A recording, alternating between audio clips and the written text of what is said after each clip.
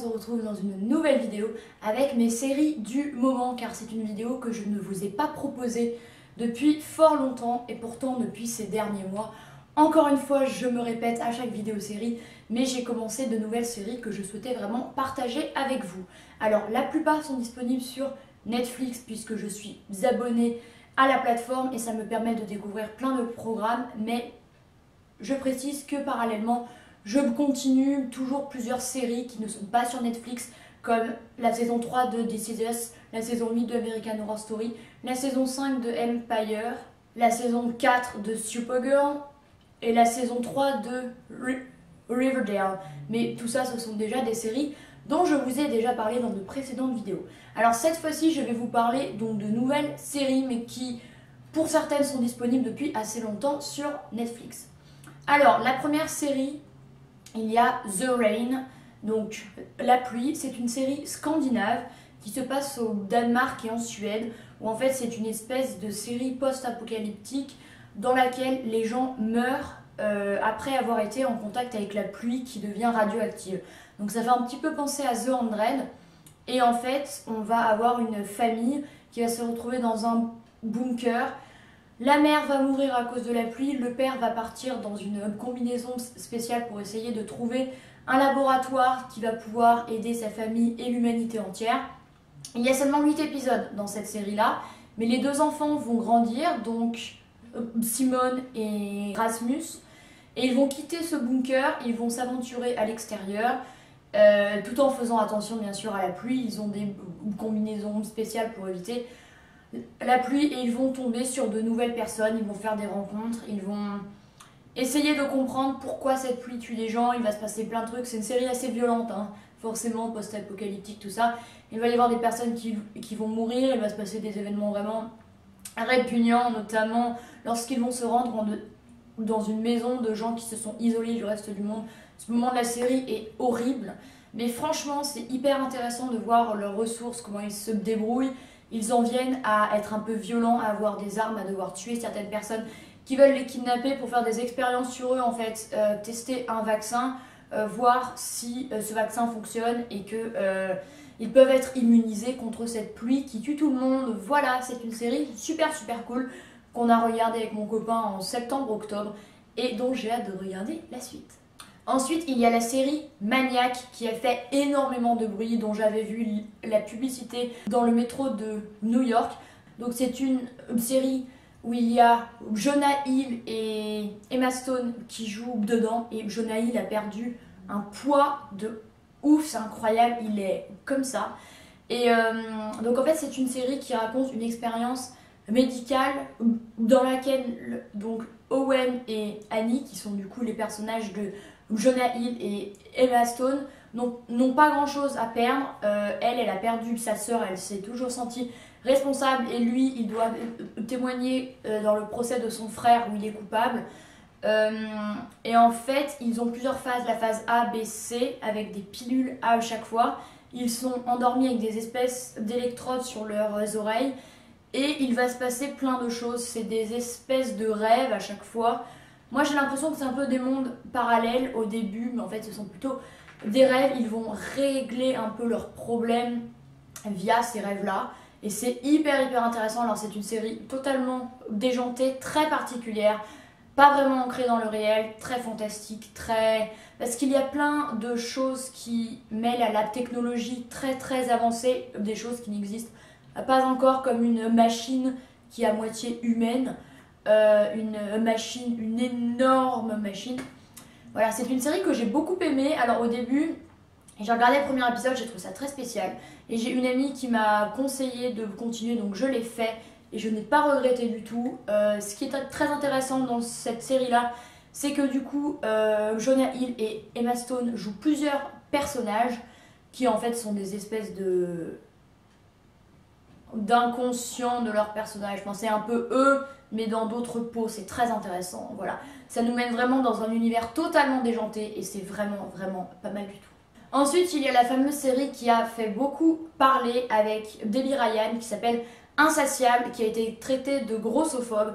En fait, le pitch, je vais vous raconter tout de suite. C'est l'histoire d'une jeune fille au lycée qui est très forte et qui en fait va perdre du poids suite à... Après qu'un clochard lui ait mis un poing dans la mâchoire et qu'elle n'ait plus pu manger, elle a perdu beaucoup de poids. Donc au début elle porte plainte contre lui, mais en fait elle se rend compte que ça lui a bien rendu service, que maintenant elle est belle, elle est enfin qui elle a toujours voulu être, elle devient populaire, elle se fait de plus en plus d'amis. Elle va se mettre à faire des concours de Miss, donc là c'est vrai que c'est un petit peu l'archétype du truc américain, ce genre-là. Et en fait cette série a été traitée de grossophobe pour en fait insulter un peu les personnes grosses et favoriser la minceur. Ce qui est un peu le cas, mais moi j'ai passé ça. J'ai regardé les 2 premiers, je me suis dit ouais c'est quand même un peu niais. Mais j'ai quand même persisté parce que j'aime bien Debbie Ryan et il y a Alyssa Milano qui joue un des personnages principaux. Donc j'ai regardé, c'était très drôle de la voir dans un rôle totalement déjanté. Et franchement c'est pas si nul que ça. Et voilà, c'est mon avis, j'ai lu pas mal d'avis suite à cette série qui disent que c'est pas si nul que ça. Il y a des vrais questionnements et une vraie morale, ce n'est pas que niais, que grossophobe, que niais, voilà. J'ai assez aimé cette série, donc bien sûr, ambiance un peu teenage, enfin les années, lycée, ce genre de choses-là, mais franchement, c'est assez intéressant. Le personnage de sa meilleure amie est amoureux d'elle, donc du coup, c'est assez bien de voir un peu les vrais... un panel différent de personnes. Voilà, j'ai trouvé ça vraiment assez cool. C'est bien joué, j'ai trouvé ça assez bien joué. C'est drôle, mais ça apporte des vraies questions et ce n'est pas tout le temps hyper joyeux et hyper superficiel, quoi. Il y a des trucs quand même assez tristes. Ensuite, j'ai mis Elite, bien sûr, la fameuse série dont tout le monde a parlé. Lorsque j'ai su que cette série était en tournage avec 3 acteurs de la Casa de Papel, j'ai regardé directement lors de sa sortie, c'était fin octobre, début novembre. Alors Elite, c'est un peu une sorte de Gossip Girl de How to Get Away with Murder. En gros, ce sont des élèves, comme son titre l'indique, qui étudient dans un lycée élitiste, le meilleur d'Espagne. Du coup, ce sont que les fils et filles de bonne famille, ils sont en uniforme et tout. Sauf qu'il y a eu un problème dans un autre lycée qui s'est effondré. Donc il y a 3 de ces élèves-là qui vont se retrouver parachutés dans ce lycée hyper élitiste. Ils vont devoir s'adapter. Donc il y a Samuel, Christian et Nadia. Ils vont devoir s'adapter à ce nouveau lycée. Ils vont commencer un peu à être amis à fréquenter ces fils et filles de riches. Et ce n'est pas reluisant du tout parce qu'en fait, dès le premier épisode, on sait qu'il y a quelqu'un qui a été assassiné. Donc sûrement un de ces élèves-là. Et à la fin, on va savoir qui et par qui. Sauf que les gens de la série ne le savent pas. Et il y a quelqu'un d'autre qui va être accusé à sa place. Voilà. Donc c'est une sorte de... Gossip Girl et un truc un peu morbide. Il va se passer plein de trucs, des fêtes de riches. On va voir leurs univers totalement différents. On va voir que les 3 nouveaux élèves vont devoir s'adapter à leur nouvel environnement et que ça va pas être facile. Donc on va retrouver celui qui joue Denver, qui joue encore un bad boy, qui joue Nano, le grand frère de Samuel, qui lui est un gamin tout à fait classique qui veut se fondre. Et Samuel est amoureux d'une jeune fille donc riche qui s'appelle Marina, qui jouait la fille de l'ambassadeur dans la Casa de Papel. Sauf que Nano est aussi amoureux d'elle. Enfin bon, voilà. Franchement, c'était pas mal du tout. C'est une série pas forcément destinée aux filles parce que mon copain l'a regardée avec moi et qu'il a vraiment beaucoup aimé aussi. Et il y aura une saison 2 et j'ai hâte de voir. Ensuite, j'ai mis The Haunting of Hill House. Une série horrifique que j'ai vue passer plusieurs fois. Je me suis dit, allez go. Il y a 10 épisodes. Et en fait, c'est l'histoire d'une famille. Donc ils sont 5 enfants.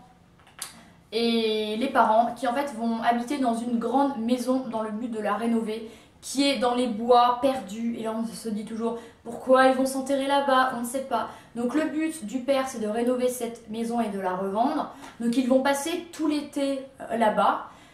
Et il va se passer plein de choses avec des apparitions, des fantômes. Franchement c'est assez flippant, vraiment. Il y a eu plein de scènes où on hurlait, ou voilà. La mère va devenir un peu folle parce qu'elle va voir des choses qui ne sont pas là, mais les enfants aussi. Et ensuite, on va voir l'histoire plus de 20 ans plus tard avec les enfants qui ont grandi. Donc il va y avoir Shirley qui va être embaumeuse, enfin qui va s'occuper d'embaumer les morts quoi. Steven qui est écrivain, qui a écrit des livres sur cette maison-là. Luke qui est le plus petit de la famille, qui accroît à la drogue. Theodora qui est psychologue et la jumelle de Luke qui s'appelle Nell et en fait à qui il va arriver quelque chose de tragique et en fait il y a tout au long des épisodes des moments dans le présent, donc une fois que ces personnes-là sont adultes et toujours quand ils sont enfants pour comprendre en fait ce qu'il se passait. C'est hyper intéressant d'un point de vue psychologique, au niveau, c'est très fantastique hein, comme vous pouvez vous en douter, mais c'est vraiment vraiment très intéressant, c'est palpitant, on avait toujours envie de savoir la suite, c'est tragique, c'est horrible, c'est gore, mais c'est franchement une super série et ça a été reconduit pour une deuxième saison. Ensuite j'ai mis Bodyguard, qui est une série anglaise avec celui qui joue un des personnages dans Game of Thrones. Donc en fait on va suivre ce personnage là qui s'appelle David Bunn, qui est en fait un sergent et qui dès le premier épisode va effectuer une action héroïque dans un train en fait il va empêcher quelqu'un de faire sauter le train donc dans une attaque terroriste. Et en fait tout au long des 6 ou 8 épisodes en fait cette action là va être remarquée par les politiques et par les plus grands. Et il va être mis au service de la ministre de la je ne sais plus quoi, pour en fait la protéger. Donc il va être son garde du corps, d'où le titre. Et il va se passer pas mal de choses, notamment en action avec le terrorisme et en action avec lui. Parce que vu qu'il a empêché une attaque terroriste, des personnes vont lui en vouloir de ne pas avoir laissé la personne faire sauter le train. Voilà, donc des autres terroristes. Il va se passer des choses autour de la ministre. Il va y avoir énormément d'événements et de sujets en rapport avec la politique, avec les coups bas, les machinations, les trahisons. Ce qui se passe vraiment au sein d'un gouvernement. Ce n'est pas reluisant du tout, mais franchement au niveau socio-politique, c'est hyper intéressant. Et je ne sais pas s'il y aura une saison 2, mais c'est une série géniale, très bien jouée et en plus ça se passe à Londres. Ensuite, il y en reste 2, j'ai mis The Sinner.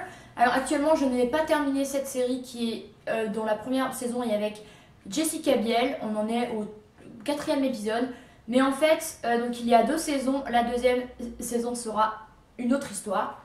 Mais dans la première saison, on a Jessica Biel donc, qui incarne une jeune femme qui s'appelle Cora Utanelli, qui est à la plage avec son fils et son mari et qui entend une musique et qui va aller poignarder le gars qui a mis cette musique. Donc on est totalement en mode mais what the fuck. Et en fait on va découvrir que ce mec n'était pas complètement un inconnu. Donc ensuite elle va aller en prison forcément.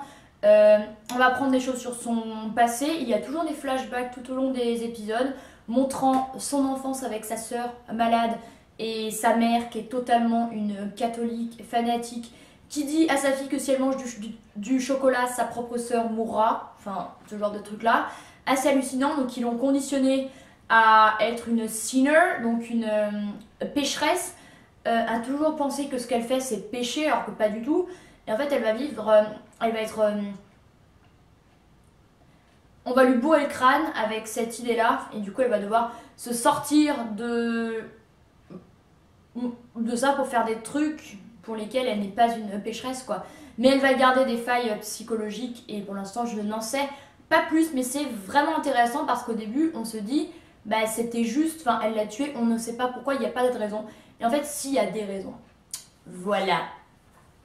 Et ensuite j'ai mis Sick Note que j'ai vu passer sur Netflix avec Rupert Grint aka Ron Weasley dans Harry Potter, qui est du coup une série anglaise. J'en suis au 3e épisode, donc je peux pas tellement vous en dire énormément sur cette série, juste que c'est pas super intelligent, c'est un petit peu niais. Et que le premier épisode, en fait Rupert Grint, donc son personnage, est diagnostiqué comme ayant un cancer de l'œsophage. Donc pendant le premier épisode il va penser qu'il a ça. Il travaille dans une compagnie d'assurance, donc les gens vont le savoir. vont le soutenir, sauf qu'en fait, ben, il n'a pas le cancer du tout, c'est juste son médecin qui ne sait pas lire une radio, voilà. Donc c'est une série très comique, un peu tragique, ou quand même je dirais que c'est une espèce de comédie dramatique, une comédie au théâtre. On dirait, voilà, ça casse pas des barreaux de chaise, c'est marrant, je pense continuer, mais voilà. Bon ben voilà, écoutez, je crois que j'en ai fini avec mes séries du moment. Vous voyez qu'il y en a pas mal, vu qu'il y en a 2, 4, 6, 8, dont 6 que j'ai terminé. Franchement, je vous conseille vivement Maniac, The Rain, The Haunting of Hill House, Elite et Bodyguard, Insatiable, The Sinner et Sick Note. C'est pas vraiment la même chose. C'est un peu plus bébête, quoi. C'est pas super profond. Voilà, n'hésitez pas à mettre un pouce en l'air à cette vidéo si elle vous a plu, à activer la petite cloche dans les notifications afin d'être informé à chaque fois que je sors une nouvelle vidéo qui sont tous les dimanches à 18 h. N'hésitez pas à vous abonner à ma chaîne, ça me fait toujours hyper plaisir, je le dis et je le redis, mais c'est vrai. Moi je vous souhaite une très bonne journée et je vous dis à très bientôt. Bye.